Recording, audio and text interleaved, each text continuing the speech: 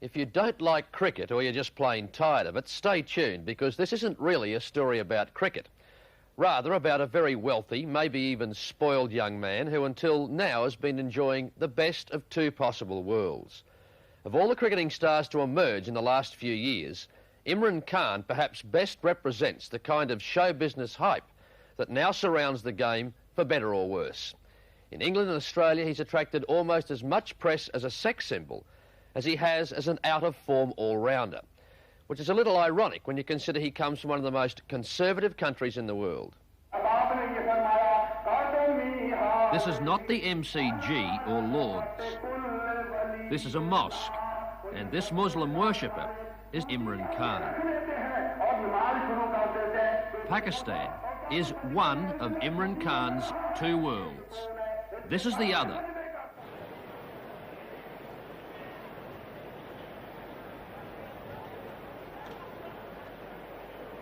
Just below Harvey and Sir Donald Brad. His volume. What a beautiful delivery that from Imran Khan. That's up in the air, and Imran takes a very good catch. The Imran Khan the Western press has dubbed the most glamorous man in sport. Cricket's first genuine sex symbol. Safely way down to the boundary. 4 more to Imran Khan. You're quite sheepish about your private life and about your association with women. Are you saying that your reputation as a lady killer is unjustified? Totally. Totally? Or are you just not saying? I've found it very difficult to live with that image. Our fees of the tour are not our expenses, which they pay daily expenses. Trendy bistros are a far cry from the religious laws that restrict his freedom back home in Islamic Pakistan. I suppose you'd say that, you know, one goes out at nights and has womanizers and drinks and all that, and when one comes back, one lives a pure Muslim. Well, actually, it doesn't happen like that. Muslim men seldom romp on beaches. Muslim women never do. It is actually a dilemma. It's becoming more of a dilemma each day. The thing is, I want to live in Pakistan. To find a girl in the West who's going to, I mean, I might be lucky one day. I mean, maybe I do fall in love with someone who wants to live here. I mean, since it hasn't happened and chances are quite slim, that's why I assume I'm going to have an arranged marriage, because there's no other way to get married in Pakistan. That other world of Imran Khan, his hometown of Lahore, where the 31-year-old professional cricketer comes between seasons. This crackling radio broadcast from Melbourne is the closest he got to the recent World Cup tie between Australia and the West Indies. Inside out, swings at this and he clears it away. Behind point, this will be 4 runs. What a shot.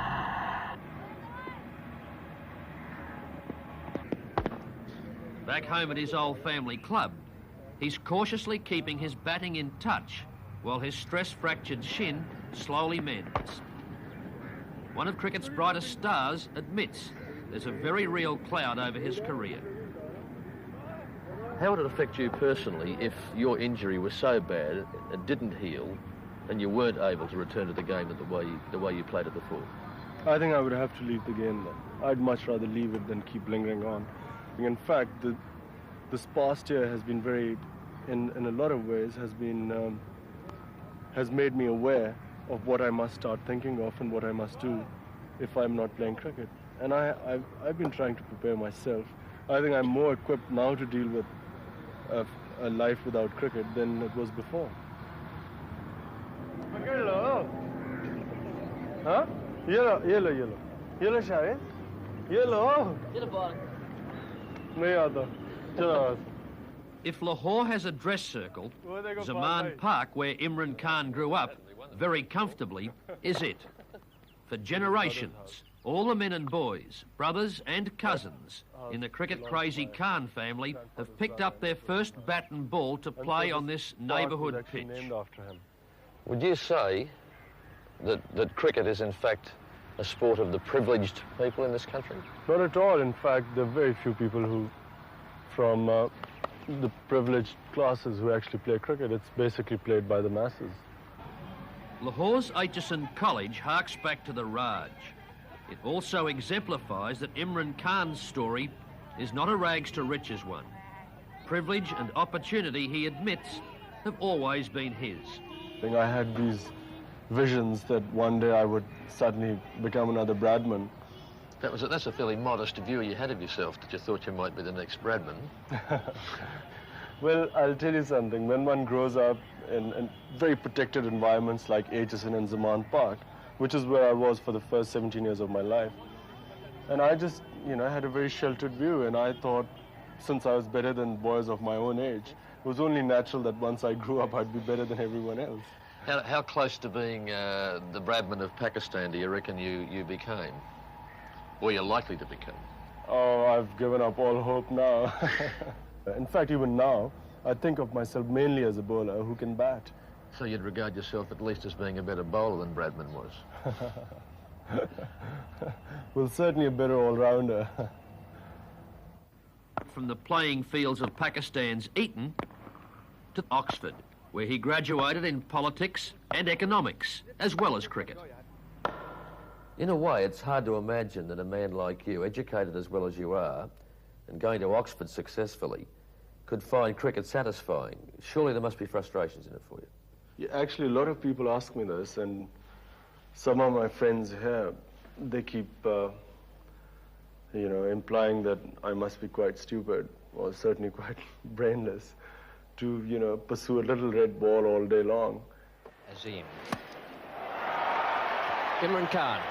Trouble here, and he's put it down. He may have been worried. I certainly find that cricket actually involves more of your brain than most other sports I've played or seen.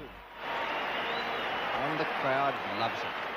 There must be people who say to you that ultimately cricket is just a game. It's a pretty childish way for a grown man to earn a living. But they say to you, why don't you go out and get yourself a proper job? My father says that all the time. Yeah, actually, a lot of people have said that. In fact, my close friends at times say this. And I think it's very difficult to make someone understand who really hasn't played the game.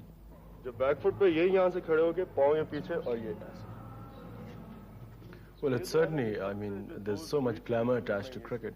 It's just like a man from a poor family or poor background or deprived background wanting to be dreaming of being a film star. It's the same sort of thing. Cricket means glamour and it means finance, also, although they are misled somewhat in that respect. But it certainly means, being in the public eye, and that's one way of becoming a national figure.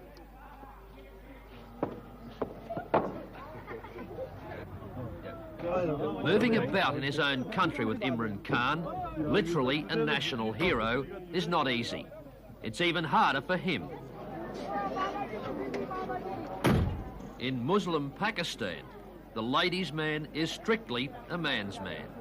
No giggling girls in Jaharabad. At home, Imran is an idol in a land where poverty and oppression give 82 million Pakistanis little to get excited about. In Western terms, he's a pop star, a movie star, and politician rolled into one. How have you handled the fact that you have become the symbol of that glamorous aspect of the sport?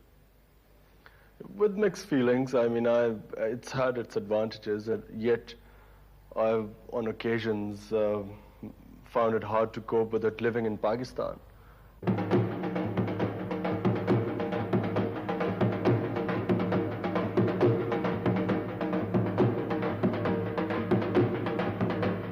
Imran Khan is a Pathan, ruggedly independent tribesman originally from the frontier province near the Khyber Pass. Pathans are riflemen, fighters and hunters.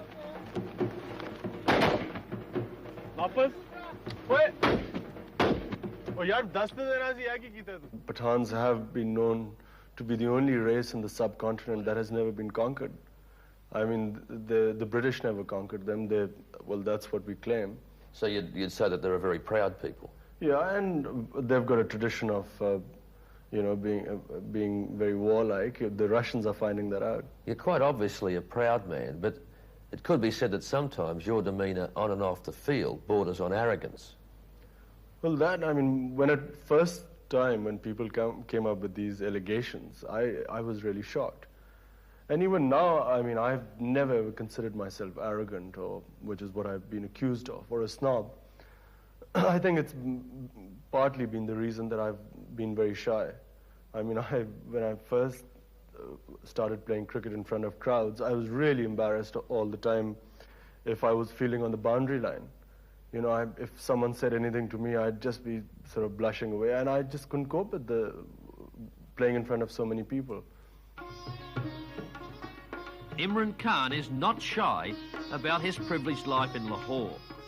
Most Pakistanis do not dine like this, or most Australians for that matter. To suggest that Imran is caught between two worlds, between two absurdly different cultures, is not only obvious, but uncharitable observers might say there's a touch of hypocrisy about his double life. You don't change your moral standards when you come home? No, not at all. I mean, the culture here has existed much before, when the people in England were living in caves or in the West. And, and therefore, it's not that easy to impose Western values here. People often talk about a man like you being torn between two cultures, between two value systems. Do you feel that way at all? The one thing that I have decided is that I want to live in Pakistan. And therefore, I did say that chances are I'm going to have an arranged marriage. Because even if I fall in love with a girl abroad, chances are she's not going to come back and live with me here. Or even if she does, it'll be a very short-term thing. Because it is actually expecting too much for a girl from the West to live in a culture like this. What can Imran Khan do other than bowl fast and hit a cricket ball pretty hard? You really make me sound as some sort of an idiot. All I know is that something which I do must have some sort of challenge in life. Because otherwise, I mean, if there's nothing worse when I think of myself, say 4 years later, sitting behind a desk and just, working 9 to 5, picking up a packet of pay at the end of the month. I mean, I'd die, I think. Hello, I'm Tara Brown. Thanks for watching. To keep up with the latest from 60 Minutes Australia, make sure you subscribe to our channel. You can also download the 9Now app for full episodes and other exclusive 60 Minutes content. Ji hello दोस्तों, मैं हूं कमर सीमा और दोस्तों जैसा कि आप देख रहे हैं मेरे साथ मौजूद हैं साजिद ताड़ साहब सबसे पहले तो आपके वक्त का बहुत शुक्रिया सर। माय प्लेजर चीमा साहब, थैंक यू सो मच।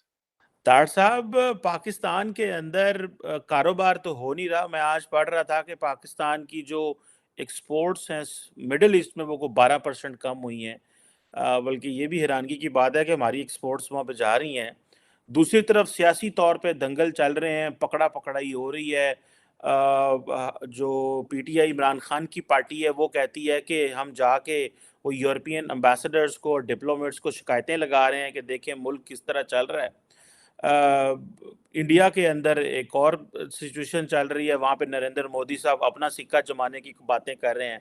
दरअसल पहले पाकिस्तान की बात करते हैं। ये बताइएगा कि ये जो पॉलिटिकल अनसर्टेनिटी है, फौज साइड पे बैठी हुई है और पीछे से चीज़ों को मैनेज कर रही है, आपको लगता है कि इमरान खान साहब पॉपुलर तो बहुत हैं, क्या वो अभी उन्होंने जो 10 अपना इकोनॉमिक रिफॉर्म प्रोग्राम दिया है कि मैं ये इक़्तिसादियात करूँगा, लेके आऊँगा, और तारड़ साहब आपके कंधों पे बोझ डाल रहे हैं, वो कह रहे हैं कि ये जो मेरे भाई बाहर बैठे हुए हैं ये हमें डॉलर भेजें तो मैं मुल्क चलाऊंगा। तो डॉलर आपने भेज के मुल्क चलाना है, ये हकीकत वो मैं खासकर ओवरसीज पहले कह रहा हूँ, डॉक्टर वो सिर्फ डॉक्टरों पे देख रहे हैं। मैं बल्कि अपने जो मेरे जैसे जितने मजदूर भाई हैं ओवरसीज पाकिस्तानी टैक्सी ड्राइवर, उनसे मेरी रिक्वेस्ट है, खान साहब ने तो आने क्या कि तुसी घर वापस चले जाओ, उनको 18,000 डॉक्टर ही बहुत है। वो कहते हैं कि वो कहते हैं पैसे वाले लोगों के, वो कहते हैं उन्होंने जिक्र किया, उन्होंने मजदूरों के मेरे जैसे लोगों की बात नहीं की। उन्होंने कहा जी कि 18,000 डॉक्टर हैं जिनके पास $200 बिलियन है और जो 10 बिजनेसमैन हैं उनके पास $18 बिलियन है, और हम कहते सिर्फ $6 बिलियन के लिए रो रहे हैं। कहते change money, change. What are you talking about? Are you poor people? We'll get the money right there. Dollar, what are you talking about? How many dollars? How many billion you need? ये उनका style था कल। लेकिन उन्होंने बड़ा अच्छा किया है कि उन्होंने मेरे जैसे लोगों को माफी दे दी है। उन्होंने कहा भाई आप अब इस तरह करें कि आप बैठ जाएं, घर चले जाएं, हमारे लिए डॉक्टर ही काफी। तो वो मेरी रिक्वेस्ट है कि जो पीटीआई के मेरी तरह के जो अनपढ़ जितने सपोर्टर है ना, ਤੁਸੀਂ ਇੰਜ ਕਰੋ, ਹੁਣ ਪੀਪਲ ਪਾਰਟੀ ਤੇ ਨੂਨ ਲੀਗ ਦੇ ਪਿੱਛੇ ਹੋ ਜਾਓ। नून लीग नून लीग द पीपल पार्टी। लेकिन चीमा साहब, कल जो खान साहब ने खैर जो कल तकरीर की है, मैं उसके बारे में सबसे पहले करूं, क्योंकि मैं खान साहब की मैं कोशिश करता हूं, बॉडी लैंग्वेज, उनके लफ्जों को रोड के देखने की कोशिश करता हूं, तो सारे वो खुद ही कंट्राडिक्शन था, खुद ही सवाल थे, खुद ही कई जवाब थे। एक तो मैं आज बड़ा एक इंटरेस्टिंग बात है, जलसा अच्छा था, कई लोगों ने कहा बड़ा अच्छा जलसा था, लेकिन मुझे समझ नहीं आई कि पीटीआई के जो लौंडे लपाड़े हैं उनको कजाफी स्टेडियम की फोटो पुरानी है निकाल के लगाने की क्या जरूरत पड़ गई थी, कि उन्होंने कई ऐसी फोटो लगाई हैं जिनके अंदर वो सीढ़ियों के ऊपर लोग बैठे थे, वो जिस तरह वो स्टेडियम होता है, फिर उसमें कजाफी स्टेडियम के शेड्स हैं, वो उनको वो उसमें से कट पेस्ट में खत्म नहीं कर पाए। मुझे इस बात की समझ नहीं आई, अगर इतने लोग थे तो उनको क्या जरूरत पेश आई। दूसरा सबसे बड़ा जो कंट्राडिक्शन था, खान साहब ने कुरान पाक से एक बात निकाल के उन्होंने कहा कि जो लोग ईमान ले आते हैं उनका खौफ खत्म हो जाता है। तो खान साहब, आप खुद कंटेनर में, आपका ईमान ठीक नहीं है? फिर आप एक लोहे के कंटेनर के अंदर से बुलेट प्रूफ के पीछे से बोल रहे हो, आपको इतना खौफ है। मैं नौज बिल्ला ये बात नहीं करना चाहता कि आपका ईमान कमजोर है, फिर क्या बात है? आपको वो ईमान की हिरारत नहीं पहुंची अभी तक कि आप बाहर निकल के आप स्पीच देते। बुलेट प्रूफ जैकेट भी पहनी थी तार से, बुलेट प्रूफ उसके अंदर। हाँ, मैं वही तो कह रहा हूं। मैं एक बात आज बताना चाहता हूं कि लीडरशिप बड़ी बड़ी बात होती है। लीडरशिप, खान साहब, मैं अगले दिन अदालत पेश हुए, मुंह के ऊपर भी उन्होंने बुलेट प्रूफ जैकेट चढ़ाई हुई थी। इतना खौफ। तो नौज बिल्ला, आपका ईमान कमजोर है इतना, तो पहले अपना ईमान पुख्ता करें, उसके बाद दूसरे लोगों के बच्चों को गोलियों के सामने आप पेश करें। मैं एक थोड़ा सा वाकया यहाँ पे मैं आपके आज अपने देखने वालों को बताना चाहूंगा, लीडरशिप क्या होती है। इमाम खुमैनी जब ईरान के अंदर रेवोल्यूशन आया था तो वो मस्जिद के हुजरे में बैठते थे और दरवाजे के ऊपर उनके गार्ड नहीं होता था। तो बीबीसी का जो एक नुमाइंदा गया, तो उन्होंने कहा कि आपने यहाँ इतना बड़ा रेवोल्यूशन आया, इतने लोगों को मारा गया, इतनी बड़ी सजाएं दी गई हैं, तो आप गार्ड के बगैर बैठे। तो उनका जवाब था इमाम खुमैनी का कि अगर मेरा ये क्वेश्चन ये है कि अगर मौत का फरिश्ता मुझे ले जाने के लिए आ चुका है तो तुम्हारे ख्याल में गार्ड उसको रोक सकेगा? खान साहब से मेरा ये क्वेश्चन ये है, खान साहब, उस कंटेनर के अंदर क्या ख्याल है, मौत का फरिश्ता एंटर करने के लिए उसको कोई जरूरत किसी चीज की होगी? फैरो को मौत किस तरह आई थी? लोग किस तरीके से एटॉमिक बम प्रूफ बंकर बना लेते हैं, उसके अंदर मौत के फरिश्ते, वहां अंदर मौत नहीं आती। अस्पतालों के अंदर मौत नहीं आती, ऑपरेशन थिएटर्स के अंदर मौत नहीं आती, डॉक्टर नहीं मरते, बादशाह नहीं मरते। हाँ सब, कैसा एक इत्तेजाद है आपकी बात का कि आपने कुरान का हवाला देके कहा है कि जी जो लोग ईमान ले आते हैं उनका खौफ खत्म हो जाता है, खौफ के बुतों को तोड़ दो, ये कर दो, वो कर दो, हकीकी आजादी, गुलामी। हाँ साहब, आपने जो कंटेनर के अंदर आप घुसे हैं, सबसे बड़ा कंट्राडिक्शन तो वो है। और जिस तरीके से आप मुंह छुपा के, मुंह के ऊपर भी आप बुलेट प्रूफ जैकेटें रख के अदालतों में घुसते हैं, इतना खौफ मौत का, ईमान की इतनी कमजोरी, ये मेरी समझ से बात। अब मैं उसमें बात करना चाह रहा था, खान साहब ने कुछ चीजें इसमें बिल्कुल इतराफ किया है। उन्होंने सबसे पहले तो इतराफ ये किया, उन्होंने कहा कि जी एस्टेब्लिशमेंट ने मेरे नाम के ऊपर जो है क्रॉस लगा दिया, और वो कहते हैं मुझे कोई एतराज नहीं, मैं मुल्क के लिए एक्सेप्ट कर लेता हूं, लेकिन मुझे कोई प्लान बता दें आप। अच्छा, आपके पास नहीं, फिर मेरा प्लान सुन ले। तो प्लान क्या है? वही पुराना प्लान।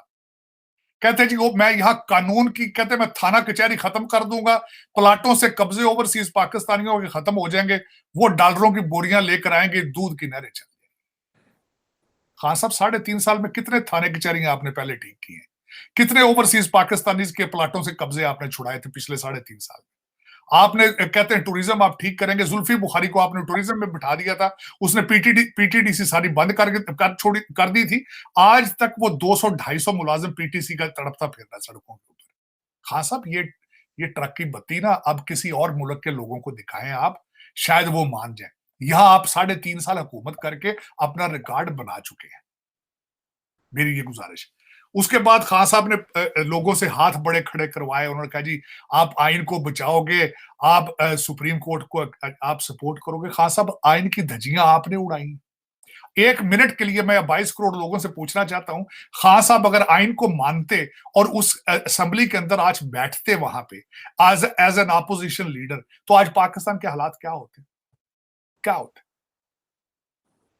तो खान साहब आपका अपना रवैया गैर आईनी, गैर जमहूरी और नॉन अनडेमोक्रेटिक है। और मेरी समझ से बाहर है चीजें। खान साहब मिसालें बड़ी दी उन्होंने। खान साहब ने कल शुरू किया 625 से, जंगे ओहद से, जंगे बदर से, जंगे खदक से। फिर उसके बाद अपने आप को उन्होंने मिलाया कि इन्होंने रोमन एम्पायर को किस तरह गिराया था, तो फिर फारसा पर्शियन एम्पायर को किस तरह गिराया था, और खान साहब खुदा का ना लो यार तुसी, आप कैसी बातें करते। कल फिर उन्होंने वही कहा जी मैं 1 करोड़, मैं इतने जाबें इकट्ठी करूंगा, मैं इतने घर फिर बनाऊंगा, मैं अच्छा फिर बार बार ये कहते थे कि मैं करने ही लगा था, तो बाजवा साहब ने मुझे खतरनाक करके बाहर निकाल दिया। मैं कर ही रहा था तो मैं स्लिप हो गया, साबुन तो डिग गया जी फिर। तार साहब 10 साल केपी वाले भी डाले, 3 साल ये और 10 साल केपी। बिल्कुल, लेकिन खान साहब दर हकीकत जो सबसे बड़ा डैमेज इन्होंने कर दिया पाकिस्तान को, चीमा साहब, वो एक तो सबसे ज्यादा कर्जा इनके दौर में लिया गया है, सबसे बड़ा। अब तो शौकत तरीन साहब भी इसकी चीज का कन्फेशन कर रहे हैं। सबसे बड़ा जुल्म ये इन्होंने किया है कि इन्होंने अदलिया और एस्टेब्लिशमेंट को एक दूसरे के सामने खड़ा कर दिया। सबसे बड़ा जुल्म। कल 2 चीजें मैं इसके साथ ऐड करना चाहूंगा इसके रिबटल में। एक तो मरियम नवाज ने जो खुल के बातें की हैं, उन्होंने कहा कि जजों के बच्चे और बीवियां इनके फैसलों के ऊपर असरअंदाज होते हैं, और उन्होंने और इस सारी जल्दी के ऊपर तीली का जो काम किया है, वो मेतला साहब का जो निकला हुआ इंटरव्यू, उसमें उन्होंने कह दिया कि उन्होंने कहा बड़ा बुजदिल है, ये 2 जज जेडे ने देते हावी हो जाते और दोवां दे जज धियां पुत्र दे जलसे फेर दे। उन्होंने कड़ाका निकाल दिया उस चीज का। अब पता नहीं अदलिया क्या है, पहले नकवी साहब की आडियो आई है, अब सारा कुछ इतना एक सारा ये गडमड इकट्ठा हो चुका है। लेकिन ये कि जिसमें अफसोस, मैं हमेशा एक चीज कहता हूं कि ये एस्टेब्लिशमेंट की प्रोडक्ट थे। एस्टेब्लिशमेंट की जिम्मेदार मॉरल रिस्पॉन्सिबिलिटी बनती है कि वो इसको हैंडल करें। देखिए ना, जिन्होंने इसको नाजल किया है पाकिस्तान के ऊपर, इस अजाब इलाही को जो नाजल है किया, इससे रिलीफ भी तो वही दे सकते हैं ना। और दूसरा, खान साहब ने कल अपनी स्पीच के अंदर एक और बड़ी मजे जो पते की बात की, बड़ी अकलमंदी की। उन्होंने मेंशन किया है कि लेवल प्लेइंग फील्ड। उन्हें पता है इस चीज का कि it's not a level playing field. किस तरीके से पनामा से अकामा निकाला गया था, उन्हें पता है इस चीज का, सारा पता है उन्हें। और उन्हें पता है कि किस तरीके से इनको अभी भी सिस्टम के अंदर से सपोर्ट हासिल है। इनको अभी भी जो भावलपुर वाले अजीज हैं इनके, वो अभी तक इनके पीछे चल रहे हैं, इन्हें पता। और दूसरा, मिस्टर जो जान निसार साहब हैं, वो भी सपोर्ट केसों में भी कर रहे हैं। सारी दुनिया को पता है, ऑडियो भी आ चुकी है, वीडियो भी आ चुकी है, लेकिन ये लेवल प्लेइंग फील्ड नहीं है। मेरी सिंपथीज आज मैं ये, बल्कि मैं मुस्लिम लीग से मेरा कोई रिलेशनशिप नहीं है किसी पार्टी के साथ, लेकिन आज मैं ये जरूर कहूंगा कि there is no level playing field. उसकी वजह ये है, और मैं अप्रिशिएट करता हूं नवाज शरीफ साहब को कि उनको जलीलो ख्वार करने के बावजूद वो चुप करके जहाज में बैठ के बंदा लंदन चला गया था। उसने मुल्क को आग लगाने की नहीं सोची थी, the way he is doing it. आज आपके हालात ये हैं कि उसने बिल्कुल पूरे पाकिस्तान के ऊपर पेट्रोल छिड़क दिया है और माचिस उसके हाथ में, और 22 करोड़ लोग तालियां बजा रहे हैं कि बहुत अच्छे तरीके से फौज के खिलाफ नफरत है, मैं मानता हूं इस बात। और अदालतों के खिलाफ तो वैसे ही नफरत है, क्योंकि इसके लिए कानून और है और आपके लिए और मेरे लिए कानून और है। आप आज केस लेकर जाएंगे, 25 साल की डेट है उसकी, 22 साल 25 साल एवरेज हाई कोर्ट का केस, और इसके लिए सारा कुछ चलता है। मेरा मकसद है, और नया सिस्टम जिसकी तहरीक इंसाफ इन्होंने बात की है जी कि मैं दूध की नहरें चलाऊंगा इंसाफ के जरिए। इंसाफ कैसा है भाई? अदालतों में जाते हो, 10,000 साल जाके बदमाश जाके हमला कर दे, तो ये इंसाफ है? ये कानून की पासदारी। और दूसरा, नया प्रेसिडेंट चीमा साहब ये बना है कि कल को बिलावल भुट्टो 10,000 बंदे लेकर जाएगा तो वो उसको भी अदालतें उसी के हिसाब से रिलीफ देंगे। चीमा साहब, आपके 500,000 फॉलोअर और ट्वीट पे होंगे तो आपके लिए कानून डिफरेंट होगा। जज डरेंगे, क्योंकि खास बात यह है कि शायद मेतला साहब कह चुके हैं कि जज टिकटा के तो भी डर देंगे। कर लो गल्ला, 136 नंबर ते अगे सी ना अदालतां दा, अब नंबर आप देखें कि अब इनको नंबर मिलना भी है कि नहीं मिलना। अफसोस की बात ये सियासी जज है ना सर, फिर सियासी एस्टैब्लिशमेंट सारा कुछ सियासी है, तो फिर टिकटॉक से तो तारड़ साहब वही डरेगा ना जिसके फैसले जो सियासत कर रहा है, जो बंदा कानून के मुताबिक चल रहा है, उसको क्या परवाह है कि सड़क पे उसके बारे में जो मर्जी बोला जाए। नहीं तो देखिए, वीडियो ऑडियो आ चुकी है, अब पता चल रहा है दूसरे नकवी साहब के लड़के जो सारा हर बंदा बात कर रहा है कि फ्रंटमैन है, उसकी सारी दुनिया बात, ये को मैं अपनी बात थोड़ी कर रहा हूं। अब तो लोग ये बात कर रहे हैं कि बेंच का पता चलता जाता है तो पता चल जाता है कि फैसला क्या होना है। इतने प्रेडिक्टेबल है वो सारे, इतने प्रेडिक्टेबल। तो इन सर्कमस्टांसेस में ये मुल्क कभी चल सकते हैं? इस तरह चले कभी मुल्क? आपने देखे? आप तो अफगानिस्तान को भी शर्मिंदा कर रहे हैं, आपके हालात ये है। अब तो हमारे पठान भाई तालिबान भी शर्मिंदा है कि यार वो कहते हैं ये कैसी चली कौम है यार। लेकिन उसमें अफसोस वाली बात यह है कि देखें, मैं समझता हूं कि कौम का रिएक्शन था, कौम एस्टेब्लिशमेंट से बेजार थी, कौम का गुस्सा है जुडिशरी, लेकिन अपने कपड़े जला के, अपने आप को जला के उस गुस्से को कम करना ये कोई अच्छी बात है? मैं समझता हूं कि नून लीग का भी गुस्सा है एस्टेब्लिशमेंट पर, कौम का भी गुस्सा है, फड़फड़ मारते रहे, कुटते रहे, सारा कुछ जो कर, लेकिन अपने मुल्क को जला दोगे, पाकिस्तान नहीं रहेगा तो फिर कहां जाओगे? अब तो इस पॉइंट पे आप पहुंच चुके हो, you are at the point. अब ना आगे, वो कहना आगे खाई तो पीछे खड्डा, अब कहां जाओगे? ना इसका कोई प्लान है, ना किसी और के पास प्लान है, बल्कि किसी दूसरी पार्टी से मैंने आज देख रहा था एक जगह पे, उसने किसी वो नून लीग पीडीएम वालों से पूछा कि आपका क्या प्लान है? उसका हम प्लान बाद में बुलाएंगे, पहले इससे तो डील कर लें। लेकिन वो बातें उनको ठीक है, उनको तो यही हवा नजर आ रहा है। वो तो बेचारे सुबह जाते हैं अपने दफ्तरों में, पता ही नहीं कि कल वापस आना है कि नहीं आना। हालात तो उनके तो ऐसे ही, ना अख्तियार है, ना कोई पैसा है, ना कोई दूसरी चीज है, ना उनको सुनता है। और दूसरा ऊपर तड़का में ये आज बल्कि मैंने ट्वीट भी किया कि 2-2.25 अरब रुपए की नई गाड़ियां ले ली 6 महीने में हमारी गवर्नमेंट ने, सिर्फ अपने मर्जी के ब्यूरोक्रेटों को खुश करने के लिए। देखो 1.5 लाख गाड़ी वैसे ही सड़क पर है चीमा साहब, जिनका पेट्रोल और ड्राइवर पेड है। और उसके ऊपर एक और नई रिपोर्ट आई है चीमा साहब, नॉर्दर्न एरिया में जितने गए हैं गाड़ियां जाती हैं, उसमें से आधे के नंबर सरकारी होते हैं, हालांकि ये गाड़ियां इनको दफ्तर से घर जाने के लिए दी जाती हैं। और उसके बाद उन्होंने ये बताया कि शॉपिंग मॉलों में भी आधी गाड़ियां सरकारी होती हैं खड़ी हुई हर वक्त, और जहां जाओ तो अब्यूज हो रहा है सारा, लेकिन उनको पूछने वाले नहीं।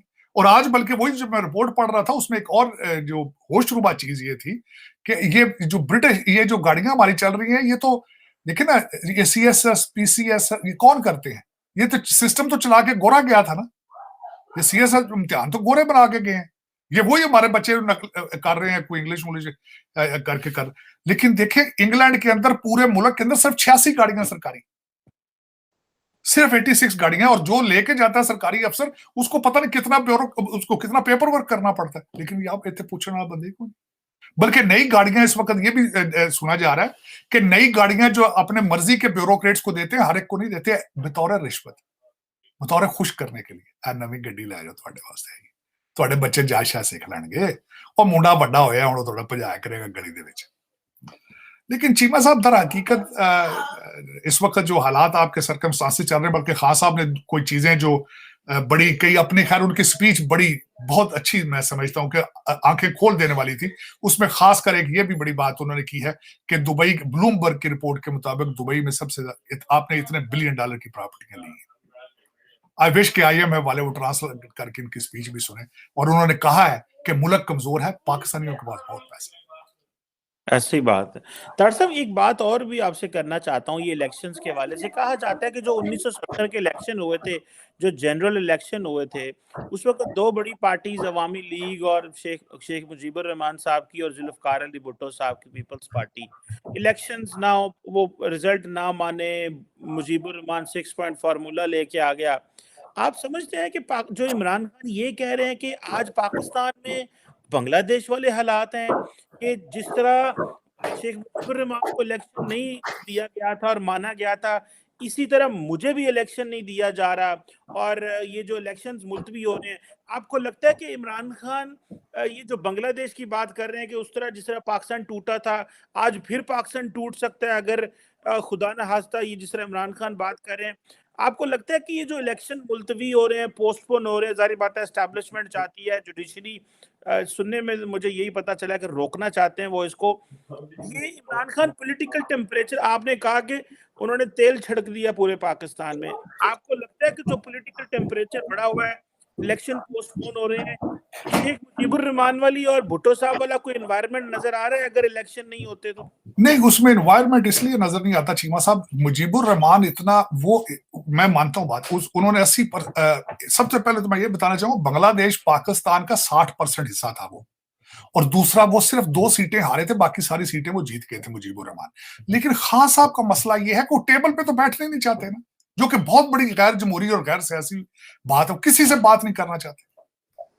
वो कहते हैं अच्छा फिर मुजीबुर रहमान को इतने प्रॉब्लम नहीं थे जो आज खान साहब को है।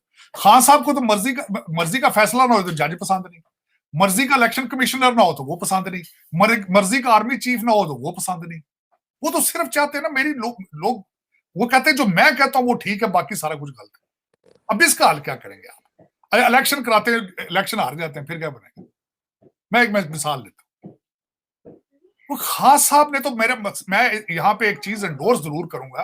अगले दिन आजम नजीर तारड़ साहब ने अपनी प्रेस कॉन्फ्रेंस में कहा कि ऐसा इंसान है 3.5 साल, एक ऐसा प्राइम मिनिस्टर था 3.5 साल उसने शेक हैंड ही नहीं किया अपोजिशन लीडर के साथ। ये जमहूरी वैल्यूज है आपकी। आइन की बात करते हैं, कासिम सूरी साहब ने आइन को प्रोटेक्ट किया था। और मेरी समझ से बात, इस मुजीबुर रहमान को इस तरीके से फौज या एस्टेब्लिशमेंट तो नहीं लेकर आई थी ना, वो तो जनरली पॉपुलर था। देखिए ना, ये तो एक बैकडोर से गलत दरवाजे से लाए गए थे। इनकी तो दीवारें जो है वो किसी ने बनाई है, खुद तो बनाई नहीं इन्होंने। ये जो बार बार कहते हैं कि मुझे मैंडेट मैं अवाम के साथ, अवाम को तो एक धोखा है। मेरा मकसद है ऊपर कंटेनर के ऊपर अय्या का नाबुदुन अय्या का नस्तईन लिख देने से आपका क्या ख्याल है, इस्लाम आ जाना आपके पास? अब नौज बिल्ला इस वक्त, बल्कि जो बात कर रहे हैं, अब आगे उनका जो सफर शुरू है इस वक्त, वहां पे इस वक्त खवातीन तो चीख के कह रही है कि जिंदा पी रही है। नौज बिल्ला, मेरा मसला वो तो अगली डायरेक्शन तो उनकी उस साइड पे है। लोग कहते हैं मुर्शद के दरवाजे पे लोग चूमते हैं आके दरवाजे को और खुश होते हैं। वो बंदे चूमते, कहते ऐसे तो मुर्शद के दरवाजे पे आ गए। कोई किसी से पूछा, उसने कहा ये वो कहने रहे थे जिंदा पीर है, मरियानी है जिंदा पीर। और कुछ आज एक और वीडियो आई है, उन्होंने कहा इनका करैक्टर ठीक होना जरूरी ही नहीं। ये मुर्शद आंदे जो पीर होते ना, सारे का करैक्टर ठीक होना जरूरी नहीं। ये भी एक वीडियो निकली आज।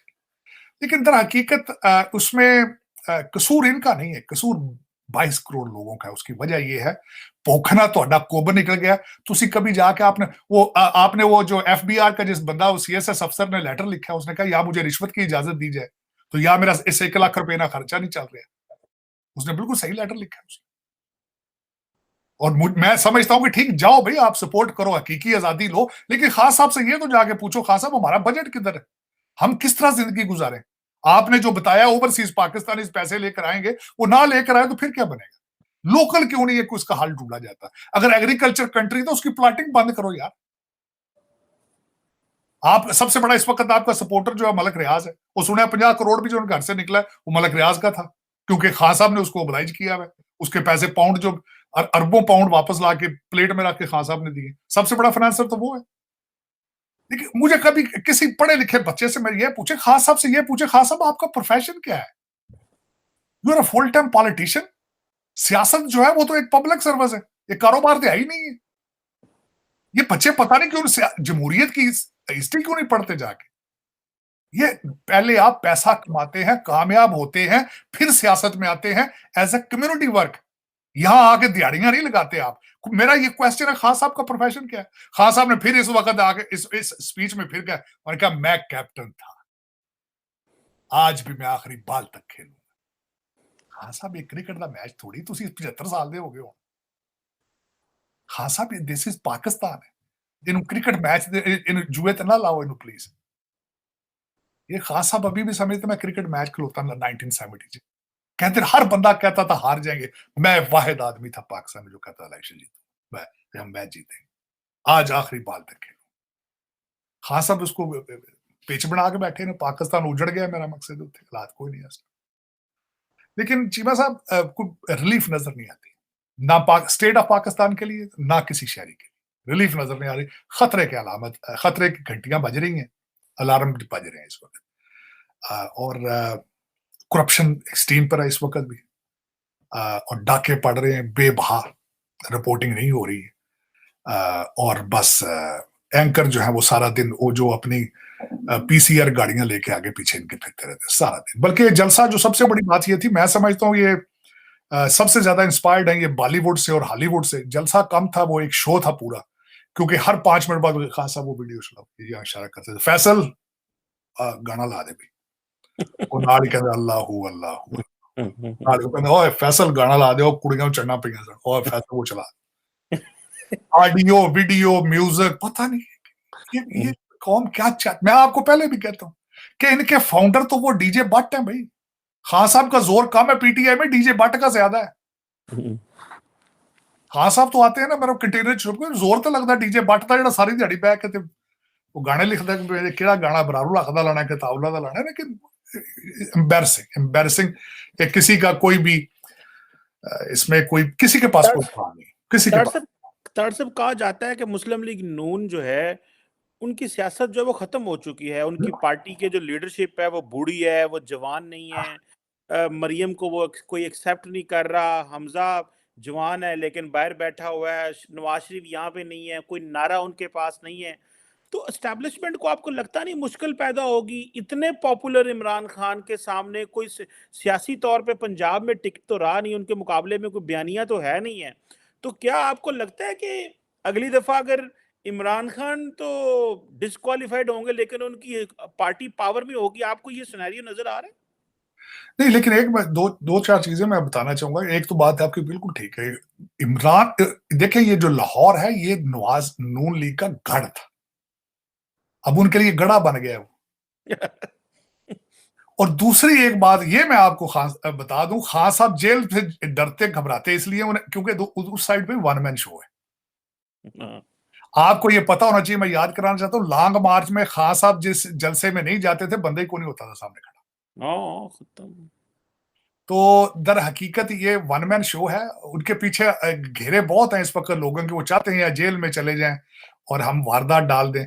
खान साहब को इस वक्त कई बड़े खतरे हैं, परवेज खटक से, परवेज लाई से, शाह महमूद कुरैशी से और कई लोगों से, इसीलिए खान साहब भागते फिर रहे हैं।